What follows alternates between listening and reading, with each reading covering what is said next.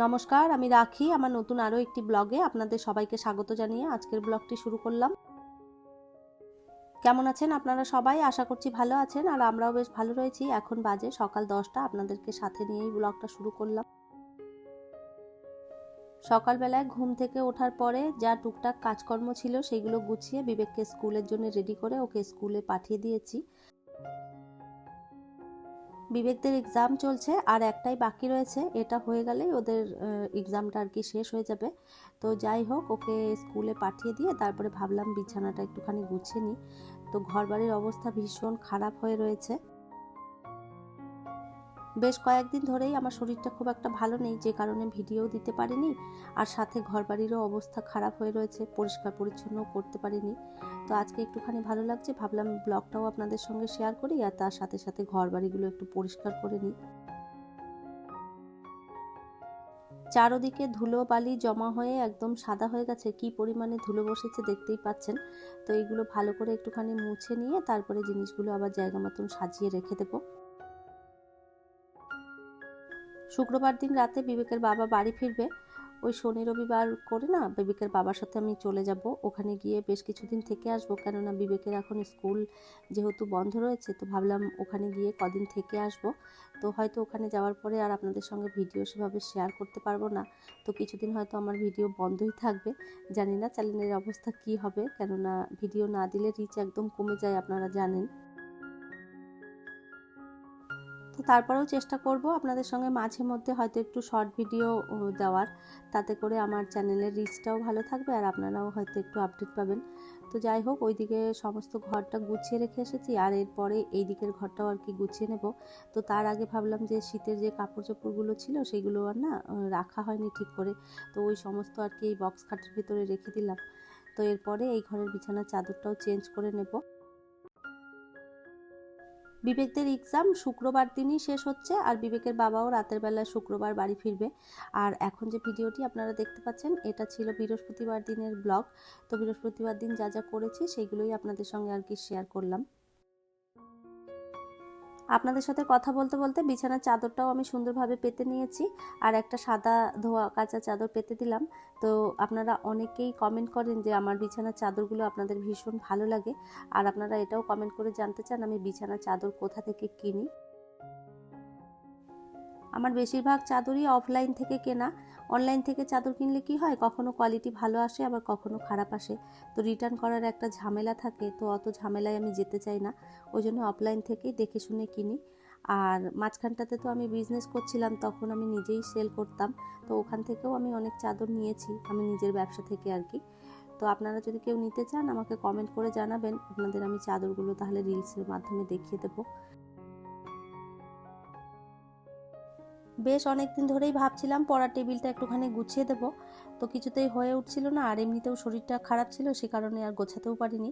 তো আজকে ভাবলাম সমস্তটা একবারে নামিয়ে গুছিয়ে দিই। তো এই যে দেখতে পাচ্ছেন বেশ কয়েকটা জিনিসপত্র এখানে ছিল, সমস্তটা নামিয়ে সুন্দরভাবে এই যে গুছিয়ে দিলাম। আর এই তো সুন্দরভাবে সমস্তটা একবার গুছিয়ে নিয়েছি, দেখুন কি ভালো লাগছে দেখতে। শরীর যতই খারাপ থাকুক না কেন, পরিষ্কার পরিচ্ছন্নভাবে ঘরের কাজগুলো গুছিয়ে রাখতে আমি ভীষণ ভালোবাসি। আমার শরীর খারাপ থাকলেও আমি চেষ্টা করি সবসময় ঘরবাড়ি পরিষ্কার পরিচ্ছন্ন করে রাখতে। দেখবেন ঘরবাড়ি পরিষ্কার পরিচ্ছন্ন রাখলে না, তাতে দেখবেন মানসিক একটা শান্তি পাওয়া যায়। তো যাই হোক, ওইদিকে দুটো রুমই একদম সুন্দরভাবে গুছিয়ে ঝেড়ে পুছে একদম পরিষ্কার করে রেখে এসেছি। আর মেশিনের মধ্যে সকালবেলায় কাঁচা দিয়েছিলাম, সেগুলো হয়ে গেছে, এরপরে ভাবলাম এগুলো মিলে দিই।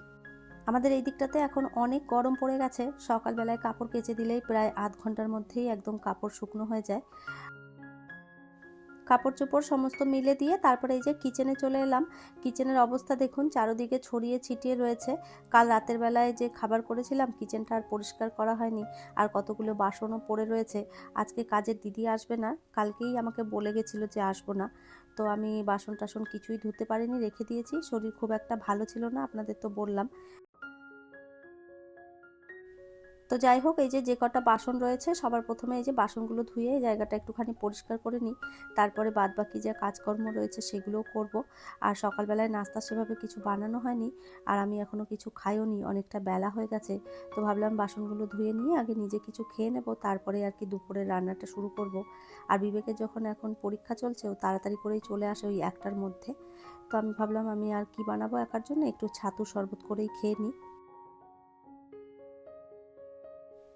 ছাতু শরবতটা খেতে আমার বেশ ভালোই লাগে। আমি একটুখানি নুন আর একটুখানি মিশ্রি দিয়ে তারপরে শরবতটা বানিয়ে নিলাম। তো ওই তাল মিষ্টি কেনা ছিল বাড়িতে, ওটাই দিয়েছি। চিনির থেকে মিষ্টি খাওয়াটা বেশ ভালো। তো আর এই তাল মিষ্টি খেলে কি হয় জানেন তো, সর্দি কাশিটাও দেখি অনেক সময় যে চলে যায়।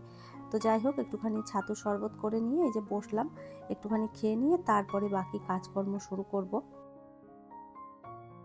আর আজকে ডাইনিংটা অনেকটা ফাঁকা ফাঁকা মনে হচ্ছে, আপনাদের হয়তো দেখে বুঝতে পারবেন। তো আজকে না আমার এই যে একটা যে সোফা ছিল, সেই সোফাটা আমি কাভারটা চেঞ্জ করতে দিয়েছি। আপনাদের তো আগেই বলেছিলাম বিবেক কাপড়টা ছিঁড়ে দিয়েছে, তারপরে সোফাটা নষ্টও হয়ে গেছে। আর এইদিকে যে এই সোফাটা রয়েছে, এটারও যে কাভারগুলো রয়েছে না, সেগুলো নিচ থেকে একদম ফেটে ফেটে গেছে। তো যেহেতু লেদারের, তো সেই জন্য পুরোটাই ফেটে গেছে। তো একটা সোফা দিয়েছি, আগে দেখি কিভাবে বানিয়ে দেয়। যদি ঠিকঠাক মতন করে তাহলে আবার এটা দেবো। তো একটা সোফা নিয়ে গেছে, ওই জন্যই ডাইনিংটা অনেকটা ফাঁকা লাগছিল। তো যাই হোক, এরপরে এই যে রান্না বসিয়ে দিলাম, ভাতটা বসিয়ে দিয়েছি আর এদিকে ডালটাও বসিয়ে দিচ্ছি। ডালটা বসিয়ে দিয়ে তারপরে দেখি কি রান্না বান্না করব। ফ্রিজের মধ্যে সেভাবে সবজিপাতি খুব একটা নেই, যা আছে টুকটাক ওইটাই আর কি রান্না করে নেবো। কেননা আমি সেভাবে আর বাজারঘাট করছি না, যেহেতু বিবেকের বাবার সাথে চলে যাব, তো সেই জন্য আর বেশি বাজারঘাট করলে তারপরে নষ্ট হবে। ওই জন্য ভাবলাম যে অল্প কিছু যা রয়েছে সেগুলো দিয়েই এখন চালিয়ে দিচ্ছি, আর যদি কিছু লাগে তখন পরে দেখা যাবে। তো যাই হোক, এদিকে ডালটা আমার সিদ্ধ হয়ে গেছে। এরপরে ডালটা ফোড়ন দিয়ে দেবো, আর তারপরে যে কটা আর কি সবজিপাতি কাটাকাটি করার আছে সেগুলো কেটে নেবো আর কি। আর এই তো তেলের মধ্যে জিরে দিয়ে দিলাম পেঁয়াজ। পেঁয়াজ আর একটুখানি রসুন কুচিও দিয়েছিলাম, আর এরপরে এই যে টমেটো দিয়ে দিলাম। মসুরির ডাল এভাবে করলে বেশ ভালো হয় খেতে। আর নামানোর আগে একটুখানি ধনেপাতা দিয়ে দেবো। এভাবে আপনারা কারা কারা ডাল করে খেয়েছেন কমেন্ট করে জানাতে পারেন। যদি না খেয়ে থাকেন, এভাবে একবার করে দেখবেন। মুসুরি ডাল এভাবে করলে না বেশ ভালো হয় খেতে। আমার তো ভীষণ ভালো লাগে, আপনারাও একবার করে দেখতে পারেন। টুকটাক যেগুলো কাটাকাটি করার ছিল সমস্তটা কেটে নিয়েছি। আজকে রান্না করব ভেন্ডির ঝাল। তো পেঁয়াজ দিয়ে দিলাম তেলের মধ্যে, আর তার মধ্যে দিয়ে দিলাম আলু। ভালো করে ভেজে নিয়ে একটুখানি টমেটোও দিয়েছি, আর সাথে দিয়ে দিলাম হচ্ছে ভেন্ডিগুলো যে কেটে রেখেছিলাম, সেগুলো একটু ভালো করে লাল লাল করে ভেজে নেব। আর এর মধ্যে এই যে নুন, হলুদ আর লঙ্কার গুঁড়ো দিয়ে দিলাম, আর বেটে রাখা মশলাটাও দিয়ে দিলাম। এর মধ্যে রয়েছে সর্ষে আর পোস্ত। তো ভালো করে নেড়ে চেড়ে এই যে জল দিয়ে দিলাম। যতক্ষণে ভেন্ডি আলু সিদ্ধ হচ্ছে ততক্ষণে আমি এদিকে রান্নাঘরটা গুছিয়ে নেব, আর সাথে একটুখানি ডিম ভাজা করে নেব, সেটাও কেটে একদম রেডি করে নিয়েছি।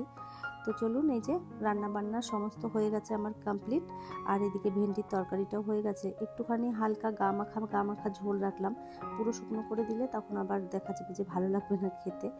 তো এই তো, আর এরপরে এই যে ডিম ভাজাটাও বসিয়ে দিলাম। ডিম ভাজাটা হয়ে গেলে রান্না হয়ে যাবে আমার কমপ্লিট।